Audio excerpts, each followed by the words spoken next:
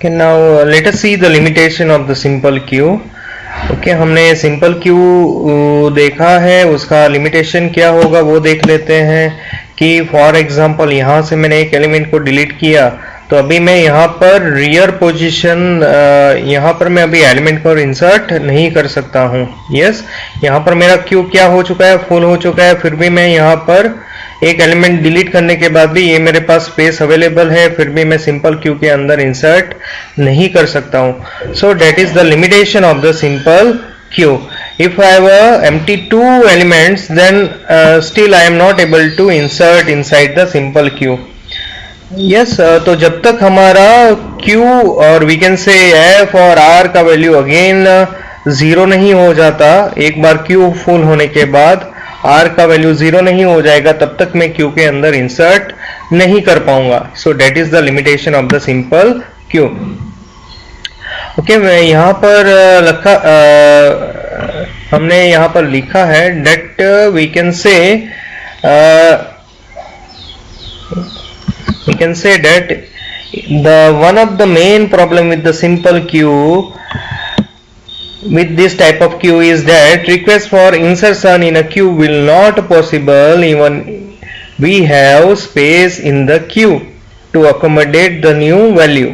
Yes, now let us see the what is the circular queue. Circular queue, we can say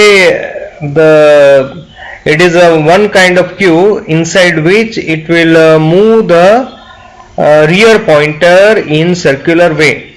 Yes, it will move the rear pointer or we can say front pointer in circular way. So that type of queue is called as a circular queue. Let us see the information of the circular queue. If in an array representation of the queue when the rear pointer reaches to the end, insertion is not possible even if the array is empty in the front position. This can be resolved by using the circular queue. We can say circular queue is the same as an ordinary, that is a 1 2 3 up to the n, but the only the change is that after a of n we will have a of 1. Okay, so that is the circular queue. We can say these are the definition of the circular queue. If we reaches to the end and then we have to again move to the first position. Yes, so after a of n we have a of 1, यानी कि ये पूरा circular वे में move करेगा. ये हम बोल सकते हैं physical representation of the circular queue, that is a of 1, a of 2, a of 3 के बाद क्या आएगा a of n, और a of n के बाद क्या आएगा a of 1. यस, सेम है, यहाँ पर राउंड में लॉजिकली रिप्रेजेंट दिया है, that is this one, a of 1, a of 2, a of 3 up to n, और n के बाद क्या आएगा अगेन 1 आएगा. So that is the logical representation of the circular queue. Now let us see the condition when the circular queue will full.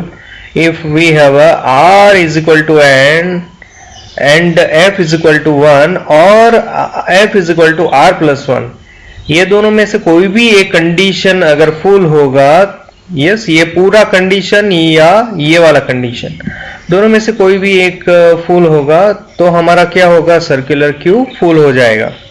ये condition कब full होगा, कैसे फुल होगा, वो मैं आपको जब हम एग्जांपल देखेंगे तब आपको दिखाऊंगा दोनों कंडीशन के अंदर कैसे हमारा सर्कुलर क्यू फुल होता है. नाउ सर्कुलर क्यू एम्प्टी कब होगा, when we have a f is equal to 0. अगर हमारे पास f इज इक्वल टू 0 है, then what we have a circular Q is empty. Now let us see the algorithm for the insertion in circular queue. Q, it is a representation of the queue. F means what, front pointer. R means what, rear pointer. N क्या है, total number of element inside the queue. Item क्या है, element to insert. Step 1 के अंदर हम check करेंगे Q full है या नहीं. अगर Q full है, then we have to print Q is overflow, then we have to return. Yes, so if R equal to N and F is equal to 1, or we can say f is equal to r plus 1, then we have to print q is overflow and then return हो जाना है. Step 2 के अंदर हम क्या करेंगे, pointer को reset करेंगे. इफ अगर हमारा रियर पॉइंटर n तक पहुंच चुका है then we have to set r is equal to 1, else r equal to r plus 1 होगा, यानी कि रियर का पोजीशन क्या होगा, इंक्रीज होगा। यस, स्टेप 3 क्या होगा, set the front pointer. Yes, अगर हमारा f 0 पोजीशन पर है then we have to set f is equal to 1। Yes, front का पोजीशन क्या करेंगे, 1 करेंगे। और ये सारे रियर पॉइंटर सेट हो जाने के बाद हम क्या करेंगे, q of r is equal to what, item, यानी कि q ऑफ r पोजीशन पर हम क्या इंसर्ट करेंगे, आइटम इंसर्ट करेंगे। Now okay, so I hope that यहाँ तक आप लोगों को समझ में आ गया होगा।